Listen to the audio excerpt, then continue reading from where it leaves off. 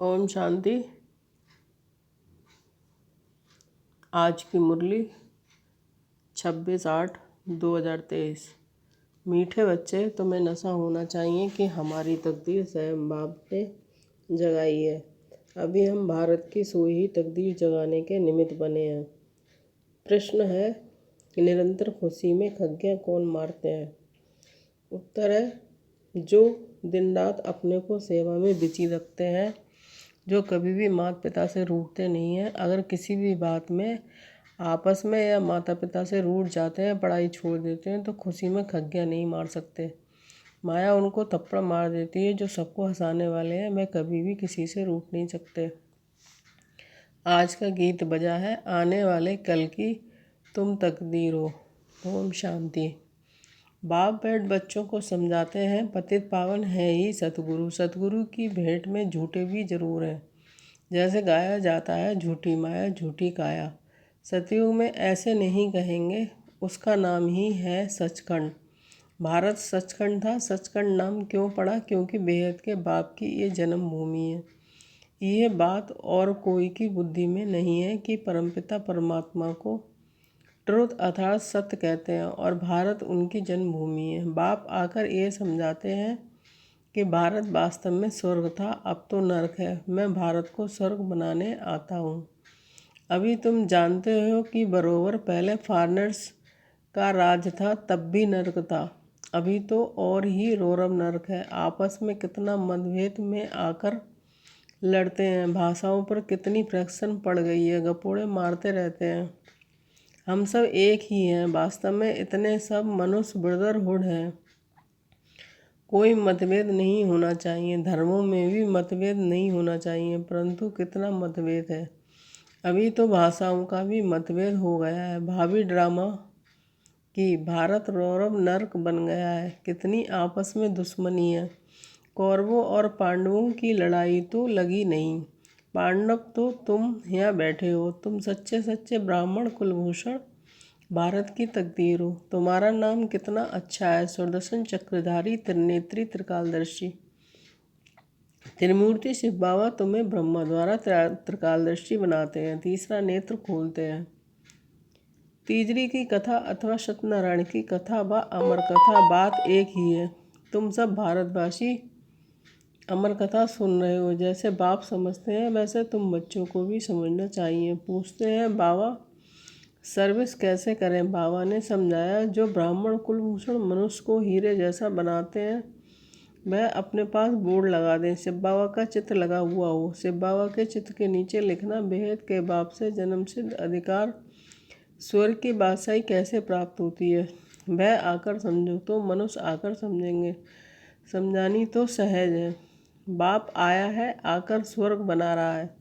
ये शिव बाबा की अवतरण भूमि है। परमधाम से बाबा भारत में ही आते हैं। भारत ही सबसे बड़ा तीर्थ स्थान है। सबको मानना चाहिए। गुरु नानक, बुद्ध आदि जो भी सबका पतित पावन बाप जो है, उनकी ये जन्मभूमि है। अभी तो आसुरी राज है। इथा राजा रानी काले तथा प्रजा भी काली होगी, फिर गोरे बन जाएंगे। इसको कहा जाता है आयरन एज। वह है गोल्डन एज। पावन दुनिया तो है शिवालय। अंग्रेज लोग भी समझते हैं कि गॉड गॉडेज का राज भारत में था, परंतु कब था यह नहीं समझते। भारत और साहूकार था, अब तो कंगाल है, इसलिए भारत को पैसे देते हैं। गरीब को दान दिया तो अब दान देते हैं। भारत से ही बहुत पैसे ले गए हैं, अब फिर भारत को देते रहते हैं। बाप कहते हैं, मेरा पार्ट है भारत को हीरे जैसा बनाना। तुम ब्रह्मा कुमार कुमारियाँ हो, तुमको ही देवी देवता बनाते हैं। गाया जाता है, परमपिता परमात्मा ब्रह्मा द्वारा ब्राह्मण और देवता धर्म स्थापन करते हैं, परंतु भारतवासी जानते नहीं हैं। ना जानना ही नूद है। तो ये बोर्ड लगा दो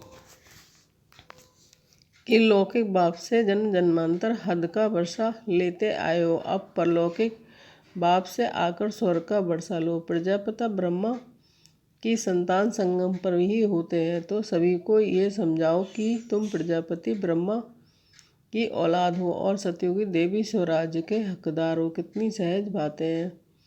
ये ब्रह्मा कुमार कुमारियाँ शिव बाबा के पोत्र पोत्रियाँ ठहरे। कल पहले भी बने थे, अभी फिर बने हो। सो देवी देवता बनने के लिए शिव बाबा का चित्र भी साथ में हो। भारत को स्वर्ग बनाने में जो मदद करते हैं उनको इजाफा ज़रूर मिलता है। जो ब्राह्मण जैसी जैसी सेवा करते हैं वैसा पद लेंगे। आपसे पूरा वर्षा लेने के लिए पवित्र जरूर बनना है। तुम बच्चों को अंदर में खुशी होती है कि हम श्रीमत पर चल स्वर्ग की राजाई का वर्षा पा रहे हैं।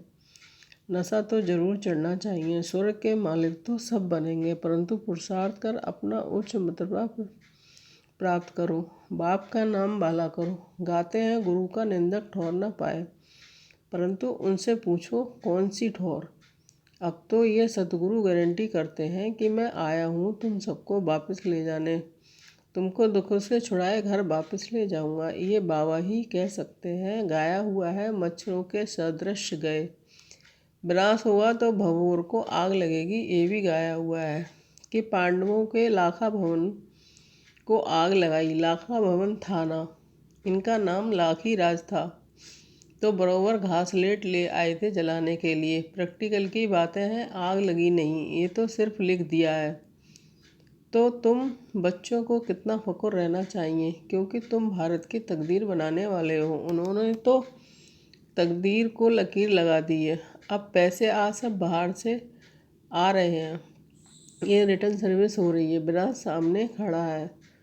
उन्होंने तुम्हारे से बहुत लिया है, भारत को बहुत लूटा है। कितने गुप्त राज ड्रामा में नूदा हुआ है। विलायत वाले तो अब भारत के प्रति दाता हैं। ड्रामा के अनुसार ये नूद है। कल पहले भी ऐसे हुआ था। बाप समझाते हैं कल्प कल्प हम तुम मिले हैं। कल्प कल्प श्रीमत द्वारा बाप से तुम अपना स्वराज पाते हो और कुछ करना नहीं है। अहिंसा परमो धर्म से श्रीमत पर तुम विश्व के मालिक बनते हो। श्री श्री गुरुओं को नहीं कहा जा सकता, शिव बाबा को ही श्री श्री कहा जा सकता है। भगवान वाच ये वही समय है 5000 वर्ष पहले वाला, जब मैं कभी सभी का उद्धार करने आया हूँ। तुम भी शिव बाबा के पोतरे पोत्रियाँ, ब्रह्मा के बच्चे, ब्रह्मा कुमार कुमारी हो। बड़ी पोजीशन वालों को भी समझा सकते हो। कोई सोशल वर्कर होते हैं, उनको भी अच्छी रीति समझा सकते हो। सर्विस ही वृद्धि होती है। हिम्मत करनी चाहिए। ये तो जानते हो कि माया भी कम नहीं है, चमाट मारकर ऐसा मुंह फेर देती है जो राम से विपरीत बुद्धि हो जाते हैं। एक खिलौना है ना, अभी राम के अभी रावण के बन पड़ते हैं। बाबा ने कहा था विराट रूप में ही बनाओ, उसमें वर्ण दिखाने हैं। देवता वर्ण, फिर क्षत्रिय, वैश्य, शूद्र वर्ण में आए। शूद्र से अब फिर ब्राह्मण वर्ण में आए हो।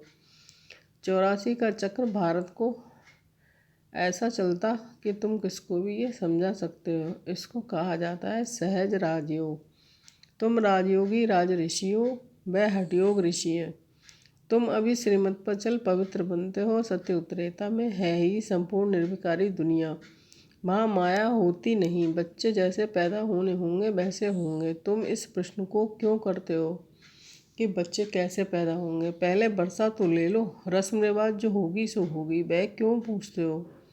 तुमको तो निर्विकारी बनना है, फिर रस्म जो होगी वही चलेगी। श्री कृष्ण ने भी गर्भ से जन्म लिया था, उनको संपूर्ण निर्विकारी कहा जाता है। वह तो गर्भ महल में बड़े आराम से बैठा था। वहाँ तो गर्भ जेल में बहुत सजाएं खाकर त्राही त्राही करते हैं। तो ऐसी ऐसी बातें समझानी है, सर्विस करनी है। मित्र संबंधी पड़ोसी आज सबको ज्ञान देना है। बाप का परिचय देते चलो। बेहद का बाप स्वर्ग का स्थापन करने वाला है। बाप कहते हैं मुझे याद करो तो तुम्हारे विक्रम विनाश हो जाएंगे। प्रतिज्ञा करो कि बाबा मैं आपका मददगार बन पवित्रता का वर्षा जरूर लूँगा। पुरुषार्थ का सारा मदार है। फॉलो मदर फादर करना, पूछना क्या है, एम ऑब्जेक्ट है। ही राजयोग, राजाई के लिए योग, प्रजा का योग नहीं है। राजा बनेंगे तो प्रजा भी जरूर चाहिए। भारत में सदैव राजा रानी का राज चला आया है। अभी तो राजा रानी फिर बाप से राजा रानी का राज स्थापन कर रहे हैं। इसको कहा जाता है प्रवृत्ति मार्ग। पतित पावन बाप बैठ समझाते हैं। पतित पावन जरूर करना पड़े, कहना पड़े। पतित पावन बाप हमको राजयोग सिखलाते हैं, तो सत बाप भी हो गया, सत्शिक्षक और सद्गुरु भी हो गया। पतित पावन है फर्स्ट, गुरु की महिमा बहुत भारी है। जिसको भी घर में कलह होती है तो कहा जाता है कलह कलेश में पानी के मटके भी सूख जाते हैं, फिर विघ्न डालने वालों पर दोष पड़ जाता है। ड्रामा अनुसार उनकी बुद्धि का ताला बंद हो जाता है, कुछ भी बोल नहीं सकेंगे। अगर जाकर निंदा करेंगे तो गला घुट जाता है। सतगुरु का निंदक ठोर न पाए। ये तो सत बाप, सत शिक्षक, सत गुरु है। बाप कहते हैं अगर मेरी निंदा कराएंगे तो उच्च पद पा नहीं सकेंगे, विनाश की रिहर्सल भी होती रहेगी तो मनुष्य कुछ जाएंगे। तुम भल जगाते हो लेकिन वह घोर नींद में बिल्कुल सोए पड़े हैं। शास्त्रों में तो गलाने की बातें लिख दी हैं। सतयुग का नाम गुम कर दिया है। खुशी में तो अंदर से खग्गियाँ मारनी चाहिए। माता पिता से मत रूठना, तूफान आएंगे परंतु कभी भी बाप को फारकती नहीं देनी है। माता पिता से कभी मुंह नहीं मोड़ना है, माया बड़ी कड़ी है। तुम बच्चों को कभी भी रूठना नहीं चाहिए, तुम सबको हंसाते रहो। बाप द्वारा बड़ी लॉटरी मिली है तो सदैव हर्षित रहना चाहिए। कोई को भी दुख नहीं देना है, दुख देंगे तो दुखी होकर मरेंगे। मुख से हमेशा रत्न ही निकलने चाहिए, पत्थर नहीं। पत्थर निकलेंगे तो पत्थर बुद्धि बन जाएंगे। अभी तो कोई संपूर्ण बने नहीं है, संपूर्ण बनने का पुरुषार्थ करना चाहिए। अच्छा, मीठे मीठे चकीले बच्चों के प्रति माता पिता बाप दादा का याद प्यार गुड मॉर्निंग। रूहानी बाप की रूहानी बच्चों को नमस्ते। हम रूहानी बच्चों के रूहानी माता पिता बाप दादा को याद प्यार गुड मॉर्निंग, नमस्ते नमस्ते। धारणा के लिए मुख्य सार। पहली पॉइंट है बाप का मददगार बन उनसे इजाफा इनाम लेना है। सतगुरु का नाम वाला करना है, गिलानी नहीं करानी है। सेकंड पॉइंट आपस में कलह नहीं करनी है, मुख से सदैव रतन निकालने हैं, पत्थर नहीं। सबको हंसाना है, रूठना नहीं है। आज का वरदान है निर्विघ्न स्थिति द्वारा वायुमंडल को पावरफुल बनाने वाले मास्टर सर्वशक्तिमान भाव।